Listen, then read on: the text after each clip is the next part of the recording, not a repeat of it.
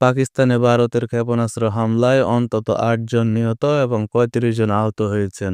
পাকিস্তানের আইএসপিআর মহাপরিচালক lieutenant general Ahmed শরীফ চৌধুরী এ তথ্য জানিয়েছেন। নিহতদের মধ্যে ২ জন শিশু রয়েছে বলে বিবিসিকে জানিয়েছেন তিনি। মঙ্গলবার দিবাগত মধ্যরাতের পর পাকিস্তানের কোটলি, বাওয়ালপুর, মুরিদকে, বাগ ও মুজাফফরাবাদে ক্ষেপণাস্ত্র হামলা চালিয়েছে ভারত। পাকিস্তান সেনাবাহিনী ইতিমধ্যে এর বদলা নিতে শুরু করেছে। রাত ১টার পর পাকিস্তানের এআরওয়াই নিউজকে পাকিস্তানের আইএসপিআর এর মহাপরিচালক বলেন, কাপুরুষ শত্রু ভারত এখন থেকে কিছু সময় আগে বাওয়ালপুরের আহমেদ ইস্ট এলাকায় সোবহান আল্লাহ মসজিদ, কাটলি ও মুজাফফরাবাদে অন্তত ৩টি জায়গায় বিমান হামলা চালিয়েছে।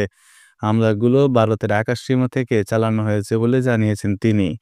পাকিস্তানের সমুচিত জবাবদিহি উল্লেখ করে দেশটির এই সেনা কর্মকর্তা বলেছেন, এই ঘৃণ্য উস্কানি জবাব ছাড়া পার পাবে না।